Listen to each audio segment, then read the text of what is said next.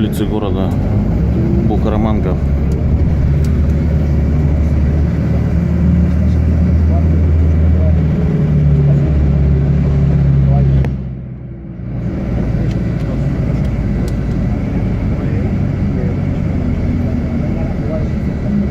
Здесь тоже есть пробки, но не такие, как в Медельине.